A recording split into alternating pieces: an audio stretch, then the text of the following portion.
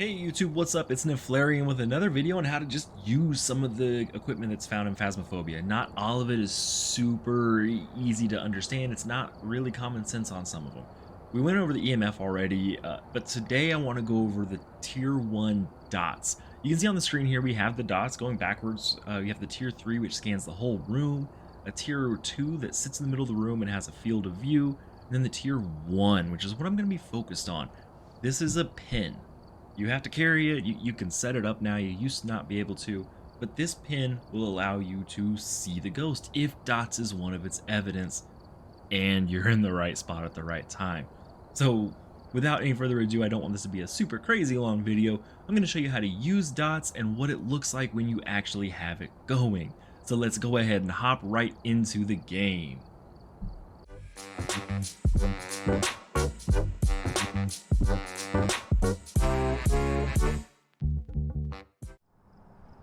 Alright, so here in the truck you can see the dots shows up right next to the video cameras. Tier 1 is actually kind of hard to see. It is a little pin. You pick it up and point it around. It looks like a little laser pointer. You turn it on with the right click and you just kind of walk around. A neat thing about this one that's just kind of a little oversight is if you have a wide field of view, you can run and you can actually look down and see the end of your hand model. But we're going to go ahead and hop into the house here to show you how to set it up. So setting up dots, for the tier 1, you used to just kind of have to walk around with it and hope the dots gets into dots, or hope the ghost gets into dots while you're looking at it. What we started doing was finding angles where we could stand here and throw the dots, and then it would be kind of set up, but that's really janky. It's really hard to set it up right. So the devs added in a feature where you can place it on surfaces just like you would the camera, rotate it, you can get the exact angle that you want. You can see it doesn't have a huge range. It gets to about here. It's a cone, so dots won't show up here, or here, or here. So it doesn't have a very big range, and that's what makes it hard to use. It is the tier 1. Jesus. Whew. Wasn't ready for that one.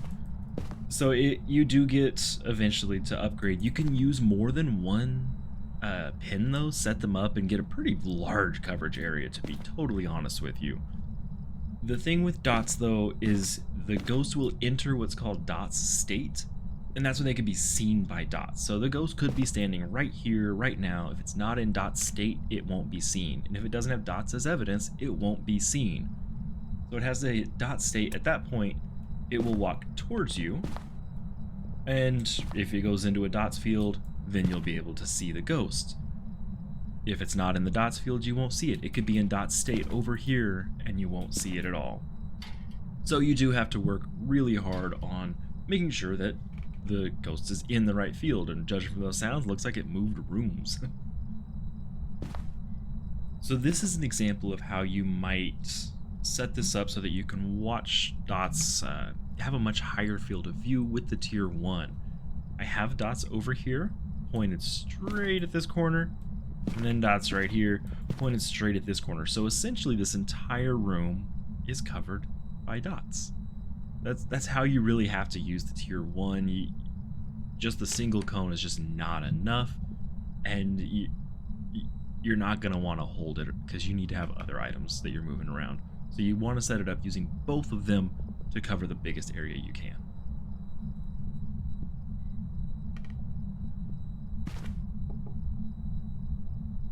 Alright, and there was dots.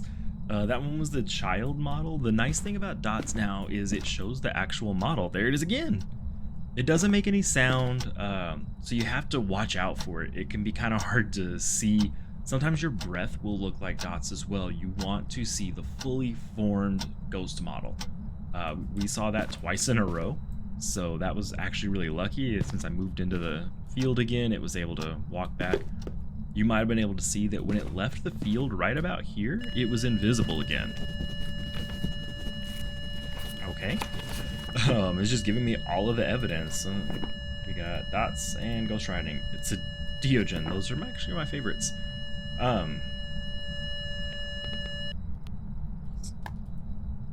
So that's what dots looks like.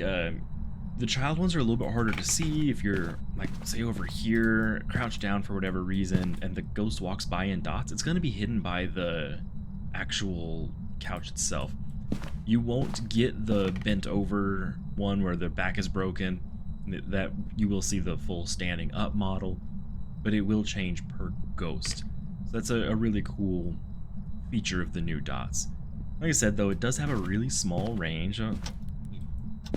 Put a new one out here and show you guys roughly the range. So you can see on the screen here. Wait. I want it.